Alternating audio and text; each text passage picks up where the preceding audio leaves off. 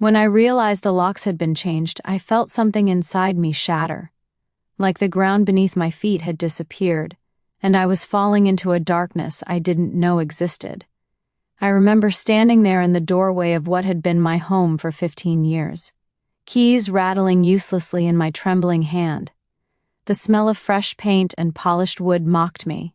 It wasn't my house anymore, not mine, not even a little. It all felt unreal. Just a week ago, I had been preparing my daughter, Lila, for school. The smell of her toast, burnt at the edges just how she liked it, filled the kitchen. Sunlight spilled across the counter where her scattered homework lay. I had laughed at her insistence that her backpack was haunted because she forgot her pencil case yet again. We had been ordinary, happy, unaware that our lives were about to pivot on a knife's edge. Lila, at 10, had always been my little compass. Her laughter could chase away the grayest morning. Her small hand gripping mine when we crossed the street reminded me that I had purpose, that life was worth holding together. And yet, in that doorway, her absence beside me was a quiet echo of all I had lost. Life had not been perfect, no one's ever is, but I had built a routine, a rhythm I trusted. I had worked as an administrative assistant at a local clinic, loved the smell of fresh coffee on early mornings, enjoyed the small victories of keeping a home warm and welcoming. Weekends meant baking together, watching old movies, and pretending that nothing in the world could touch us. My husband, Eric, had always been distant, not cruel, just inattentive in the ways that sting silently over the years. We had never fought loudly. We didn't need to. He drifted into his office, I drifted into mine, and life passed in quiet spaces. I had long told myself that distance was preferable to drama, that silence was safer than confrontation. But the truth was, I had loved him. I had poured years of my life into building something together. And somehow, it wasn't enough. I could still hear Lila's giggle as she bounced off the couch after spilling her cereal. That sound anchored me in the morning's warmth. She had been my reason for keeping faith when Eric's attention waned, when bills piled higher than my confidence. She had always reminded me who I was, even when I was tempted to forget myself. And then, the shift began. At first, it was subtle. Little changes I could dismiss. Eric staying late more often at work, answering phone calls in the garage with a sharp tone that didn't belong to him. I told myself I was imagining things. Maybe it was stress. Maybe he was just tired. But then came the whispers of doubt, the tiny cracks in our everyday life I could no longer ignore. Mail that wasn't mine, calls that ended when I entered the room, receipts for things I didn't recognize. Each small sign poked at a quiet, growing fear I didn't want to acknowledge. I began lying awake at night, listening to the low hum of the refrigerator, the ticking clock, trying to convince myself it was nothing. I even started imagining the worst: a house sold without my knowledge, a bank account emptied while I was at work, secrets tucked into the corners of our marriage that I would never see until they were shoved in my face. The thought made my stomach churn, but I tried to breathe past it, telling myself I was being paranoid. And yet, the first truly alarming moment came when I called Eric, asking if he remembered to pick Lila up from soccer practice, and he hesitated, that almost imperceptible pause that spoke volumes. I thought you had it, he said finally, voice casual, too casual, and my heart twisted. Something wasn't right. I pushed it aside for a day or two. I had to. Life didn't stop for my fears. Lila needed breakfast, homework, bedtime stories, a mother who wouldn't crumble at the first sign of trouble. But deep inside, I felt the first whispers of what was coming. A tidal wave I wasn't yet prepared to face. By the time the locksmith's number called me back, I knew I was standing on the edge of everything I had built. The reality of that cold metal click of the new locks would hit me, and nothing. Not the smell of burnt toast, not Lila's laughter, not the soft morning light, could protect me from what was coming. I wanted to scream, I wanted to call Eric and demand answers, but the quiet in that empty hallway swallowed my voice before it could even form. And then, I felt a small hand slip into mine. Lila had appeared behind me, her small face scrunched in worry. "Mom?" she asked softly. "Why are you crying?" And in that moment I realized I might have lost everything, but I hadn't lost her. Not yet. She was still here, still holding my hand, reminding me who I was, who I could still be. The days that followed the lock incident were a strange blur. Eric had vanished from our home entirely, leaving vague excuses about extra work and meetings. His absence wasn't just physical, it was in the small details too.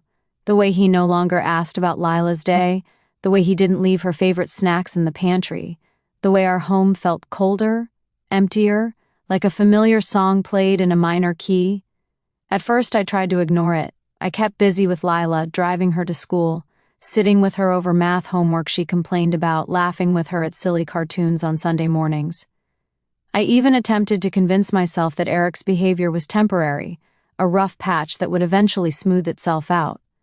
But then came the little things that made the gut twist. Receipts from restaurants we'd never visited, names on text messages I didn't recognize. The quiet, subtle tension in his voice when I asked about a day or a place, the hurried excuses that didn't quite fit. My heart began to race at ordinary sounds, the ping of a notification, a door closing in another room, the hum of a car in the driveway. And Lila noticed it too. She tugged at my sleeve one afternoon as we walked home from school. "Mom, he's hiding something, isn't he?" Her small, serious eyes pierced me in a way that no adult conversation ever could. I forced a smile and shook my head. "I don't think so, sweetie. Sometimes adults just get busy, that's all." But even as I spoke, I felt the weight of unease pressing down, a stone sinking deeper each day. The turning point came on a Tuesday morning. I decided to tidy up Eric's old office, one last attempt to reclaim some normalcy. As I sifted through papers, bills, and notebooks, I stumbled across a folder that made my hands freeze. Inside were bank statements and property papers I had never seen, names I didn't recognize, numbers that made no sense. And then it hit me. He had been planning this, quietly, deliberately, and I hadn't known a thing. I remember sitting there on the edge of the chair, Lila's soft voice calling me from the kitchen, asking if I wanted juice. My throat felt tight, my hands trembled, and I realized something I had been dreading but hadn't wanted to admit. I had been blindsided. Not by chance, not by accident, by choice. That night, as I lay in bed listening to the quiet hum of the fan, I kept replaying every little detail, searching for signs I had missed. And the more I thought, the more I remembered things I had brushed aside. The sudden interest in real estate listings that didn't make sense, the hushed phone calls, the casual mentions of meetings that were never explained. All the puzzle pieces now fit together, and the picture was ugly. The hardest part wasn't the money, the house, or even the betrayal itself. It was the realization that someone I had trusted completely, someone I had built a life with, had been willing to erase that life without a second thought. And yet, amidst the fear and the anger, there was a flicker of clarity. I could feel Lila's presence even in that empty bedroom. Her small hand in mine when I needed it most. Somehow, she had already begun reminding me that I was not powerless, that I could survive this. I began to notice small patterns, habits, tiny inconsistencies in Eric's explanations. I started writing things down, dates, receipts, little observations that added up. Every time I felt despair creeping in, I glanced at Lila's drawings on the fridge, her tiny scrawled words, "Mom, you're my hero." Her faith in me was unshakable, even when mine was faltering. By the end of that week, I knew I had to confront the truth. I couldn't ignore it anymore. I couldn't pretend that everything was normal when the house that once smelled like cinnamon and warmth had become a silent battlefield of secrets and deceit. And so I decided to follow the trail, quietly, carefully. I needed proof, I needed answers, and most of all, I needed to see if the life I thought I had was gone forever. With Lila's tiny hand clutching mine, I made a promise to myself that I would face whatever came next. Not with anger, not with tears, but with clarity and strength. Little did I know, the truth I was about to uncover would shake the foundation of everything I believed about love, family, and trust. The weekend was quiet, but my mind was anything but. I spent Saturday following Eric's usual routines from a distance, careful to remain unnoticed. I trailed him to a small cafe across town, the kind of place that smelled faintly of roasted coffee beans and vanilla, the clinking of cups and soft murmur of conversation masking secrets better than any lock. I watched him through the window, heart hammering, as he met someone. A woman, mid-30s, smiling in a way that felt like betrayal itself. She laughed at something he said, resting her hand on his arm with intimacy that made my stomach churn. I felt the world tilt, my breath catching as the realization hit with the force of a slammed door. Eric wasn't just distant, he had been living another life. I stayed there until they left, following at a safe distance. They drove to a house in a neighborhood I didn't recognize, and he slipped inside while she waved from the driveway. That house. That smell, that smile. It was like someone had ripped the heart out of my life and replaced it with shadows. I went home that evening and locked myself in my room, clutching Lila as she fell asleep beside me. Her little breaths were steady, innocent, unknowing of the storm I had just witnessed. And that innocence made my grief sharper, my rage more bitter. How could someone live a lie like that, knowing it would hurt not just me but the one person in the world who depended on us both? The next day I confronted him. I didn't shout, I didn't cry, not at first. I needed him to see me clearly, to feel the weight of what he had done. "Eric," I said, my voice steady but low, "what is this? Who is she?" He froze, as if caught in a photograph. His eyes darted around, searching for an escape, and then came the excuses: a coworker, a client, something about a project. But his lips betrayed him, trembling as the story faltered under the weight of truth. It's complicated," he said finally, almost whispering. "I didn't mean for you to find out like this." I stared at him, the hurt and disbelief making my chest ache. "Complicated? Eric, you've been lying to me, living a double life. You've been erasing our family, our life, and for what?" He couldn't answer. There was no answer. The truth was plain in the receipts, the messages, the way his new life had quietly grown while mine had been paused, waiting for him. Then came the hardest revelation of all. The house he had shown me in a meeting last month, the one he insisted was an investment opportunity, wasn't just a property, it was our house. Our home. The place where Lila had taken her first steps, where I had painted the nursery, where every corner held a memory of our family. He had sold it, secretly, without a word. The betrayal cut deeper than anything I had imagined. It wasn't just the lies, or the affair, or the disappearance of our home. It was the erasure of everything I had built, everything I had believed in. I felt hollow, like someone had scooped out the part of me that trusted, that loved, that hoped. I remember collapsing onto the couch, holding Lila's favorite blanket, her small stuffed rabbit pressed against my chest. Tears came freely now, unbidden, for the first time in days. She stirred beside me, sleepy eyes blinking up at me. "Mom, what's wrong?" she asked, her voice small but concerned. I hugged her tighter, feeling both the weight of betrayal and the spark of something else, a determination I hadn't realized I possessed. "Nothing, sweetheart," I whispered, forcing a small smile. "Mommy's just tired. But we'll be okay, I promise." Her faith in me was unwavering. Even in that moment of despair, I realized she had become my anchor. She reminded me who I was, a mother, a protector, a woman who could rise from this. And that thought gave me clarity I hadn't felt in days. That night I stayed awake, planning. Not revenge, not rash decisions.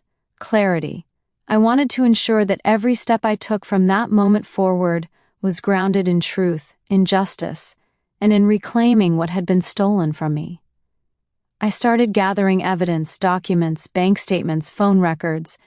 Every lie he had spun, every secret he had kept, I intended to hold him accountable for. And yet, even in the planning, there was an emotional ache. How had I not seen it? How could I have been so blind? I asked myself these questions over and over, not to punish myself, but to understand, to make sense of a life suddenly rearranged into chaos. By the end of the week, I had enough. Enough to confront him formally, to begin reclaiming my life, my dignity, and, most importantly, the stability Lila deserved. I knew this confrontation wouldn't be easy. I knew it might hurt in ways I hadn't yet imagined, but I also knew that I couldn't remain passive any longer. The betrayal was complete, but so was my resolve. And as I held Lila close that night, I realized something profound. Even when someone tries to erase you, even when the life you've built is taken away, the bond with your child, the love that binds you, remains untouchable. That love would guide me through the storm. The apartment felt heavy that evening, though sunlight streamed in as if nothing had changed. Lila laughed at breakfast, curls bouncing, oblivious to the storm. For her, I had to act, carefully, firmly, with purpose. I gathered the evidence, bank transfers, messages, photos from the cafe. I wasn't seeking revenge. I needed to reclaim what was stolen, my home, my peace, my daughter's trust. When Eric came home, I waited until Lila was asleep. Calmly, I laid out the truth, the house he sold, the lies he told, the woman he met behind my back. Each fact landed quietly but powerfully. "I thought I could fix it," he whispered, guilt flashing across his face. "You tried to erase us," I said softly but firmly. "But I won't let you." I filed papers, arranged a safe space for Lila and me, and slowly, life began to feel like mine again. Strength, I realized, wasn't in anger or shouting. It was standing tall, calmly, for yourself and those you love. Through it all, Lila reminded me who I was. A mother, a protector, a woman who could rise from anything. And I would. The weeks after everything came to light felt like stepping into a new world. A world I didn't ask for, but one I had to navigate. At first, I was raw, fragile, unsure of how to even breathe without the weight of betrayal pressing on my chest. Each night, I lay awake, listening to the quiet tick of the clock, haunted by memories of laughter that had turned to lies, the hollow sound of our home now echoing emptiness. But slowly, day by day, Lila became my anchor. Mornings with her became sacred. I'd watch her pour cereal into a bowl, humming her favorite song, the smell of milk and toasted bread mingling with sunlight streaming through the kitchen window, and something inside me would shift. That simple act, her small hands moving confidently, her laughter spilling into our home, reminded me that life had not abandoned me. I had lost a husband, a home, and the illusion of security, but I still had her, and that love was enough to begin again. Her hugs were warm, grounding me, reminding me that I could endure, that I could rebuild. I started walking Lila to school every day, holding her hand tightly. The world outside seemed sharper now, more vibrant yet more delicate. We noticed the flowers in the neighbor's yard, the rhythm of birdsong in the morning, and the comforting scent of fresh bread from the bakery around the corner. Even the little things, like the crunch of fallen leaves under our shoes, or the cool breeze brushing our faces, became a reminder that life, even after betrayal, is still full of small miracles. Rebuilding wasn't easy. There were nights when the hurt returned like a cold shadow, memories of Eric's lies echoing through the house that no longer felt like home. But I refused to let those shadows define me. Instead, I focused on what I could control, creating a safe, joyful environment for Lila, nurturing my own passions, and reconnecting with friends who reminded me I was worthy of love and respect. I even started writing again, journaling my feelings, letting words carry the weight I couldn't speak aloud. Slowly, I found strength I didn't know I had. Healing wasn't about erasing the past. It was about embracing the lessons it taught me. Betrayal had tried to break me, but it only revealed my resilience.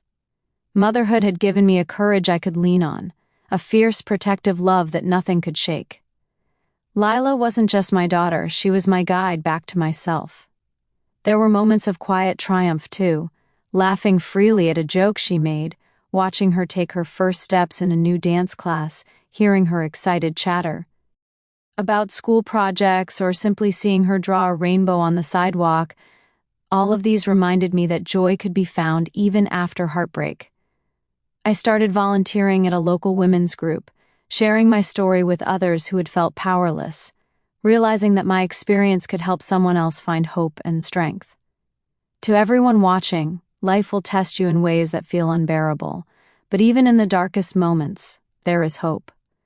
Pain teaches, betrayal strengthens, and love, especially the love we give and receive from our children, reminds us who we are.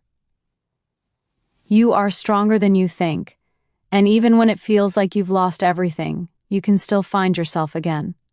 Hold tight to those who lift you, cherish the little moments, and remember that every sunrise brings the chance to heal a little more.